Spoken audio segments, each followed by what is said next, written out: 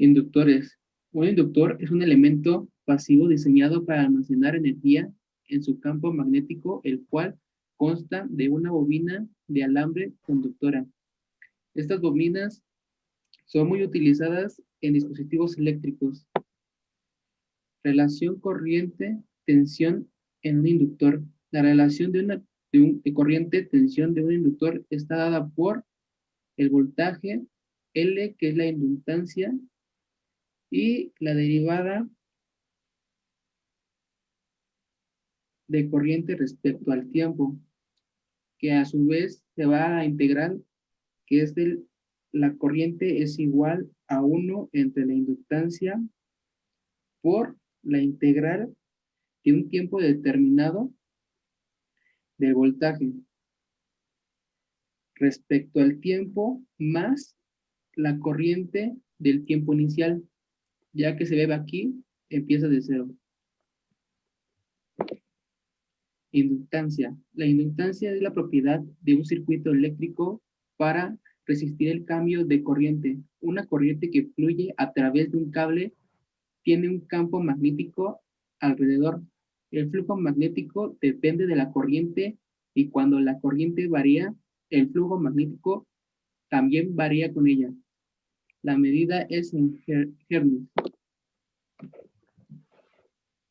Energía de un inductor. Los inductores almacenan energía en forma de campo magnético. Esta misma se calcula como W es igual a un medio de la inductancia por la intensidad de la corriente al cuadrado, donde W es la energía en joules, L la inductancia y intensidad de la corriente. Y ahora veamos un ejemplo. Un inductor que se utiliza en una fuente de energía eléctrica de corriente continua tiene una inductancia de 12 henrios, una resistencia de 180 ohms y conduce una corriente de 300 miliamperes.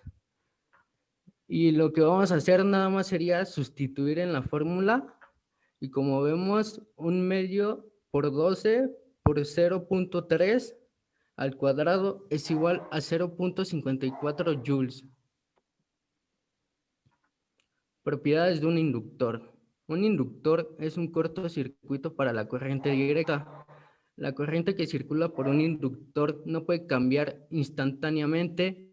Y 3. La variación del campo magnético induce un voltaje.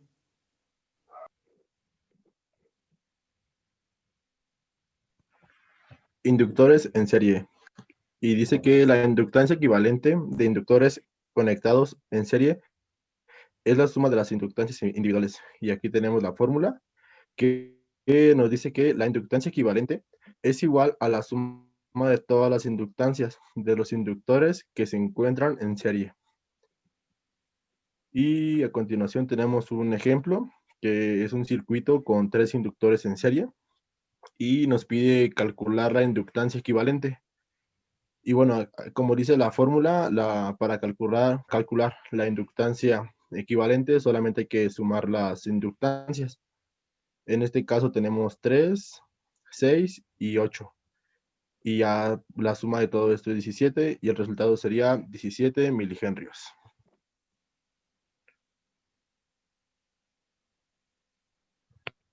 Para el cálculo de inductores en paralelo, nos dice que la inductancia equivalente de inductores en paralelo es el recíproco de la suma de los recíprocos de las inductancias equivalentes, tal que lo muestra la siguiente fórmula presentada en pantalla. Aquí tenemos un ejemplo de 3 inductancias en paralelo. Cada una podemos ver que es una de 32, 17 y 11 henrios respectivamente. Y aplicando la fórmula, tenemos que la suma de los recíprocos de cada inductancia va a ser la inductancia, bueno, la suma de estos va a ser la suma total que nos va a dar 5.5253 henrios. Para resolver circuitos mixtos se utilizan las fórmulas mencionadas anteriormente de serie y paralelo. A continuación les muestro un ejemplo. Primero, debemos analizar nuestro circuito para ver los componentes que se encuentran en serie y en paralelo. En este caso, tenemos que los de los laterales están en paralelo. Aplicando la fórmula, tenemos que la inductancia equivalente de cada uno es 0.5 L. Se reescribe el circuito de esta forma, donde analizamos nuevamente y vemos que ahora los inductores que antes trabajamos se encuentran en serie. Sumando queda igual a un L, quedando finalmente este circuito, donde aplicando la fórmula obtenemos que el valor de la inductancia total es de 0.5 L.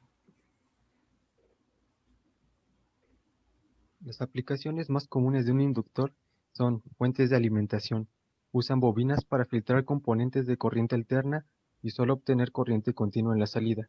Transformadores. Están formados por dos bobinas que comparten un circuito magnético. Al aplicar tensión eléctrica alterna, a la primera bobina circulará una corriente que generará un campo magnético que a su vez generará otra tensión en la segunda bobina. Motor eléctrico o generador. Mediante campos magnéticos generados por bobinas se transforma energía eléctrica en movimiento rotatorio de un eje y a la inversa. El movimiento rotatorio de un eje genera energía eléctrica en las bobinas al hacer pasar un campo magnético a través de las mismas. Relés. Un relé es como un interruptor eléctrico. Utiliza bobinas inductoras para controlar el flujo de corriente en ella. Cuando la corriente fluye a través del inductor del relé, produce un campo magnético que afecta a los contactos del interruptor. Y así, para finalizar, ahora realizaremos un resumen acerca de algunos de los conceptos más importantes, así como las fórmulas empleadas a lo largo de este tema. Y empezamos con, ¿qué es un inductor? Y bueno, un inductor es un elemento pasivo que se utiliza pues normalmente en circuitos electrónicos, esto con la finalidad de guardar energía como flujo magnético. La inductancia como tal solo mide la posición de la bobina al paso de la corriente y las unidades de medida que tiene son los Henry o henrios que se le presentan con la letra H. Los circuitos con inductores se dividen en tres, que son serie, paralelo y mixto. Este último, que es una mezcla de las dos primeras. Y empezamos con el circuito serie. Bueno, el circuito serie, como vemos, el inicio de una bobina está conectado a la terminal de otra. Y esto se puede hacer un número infinito de veces. Y en la fórmula se plasma un poquito más acerca de esto, porque vemos que la bobina equivalente es igual a la suma de la bobina 1 más la bobina 2 más la bobina 3 más la bobina n, donde n es cualquier número dentro de los reales. Y ahora pasamos con el circuito paralelo.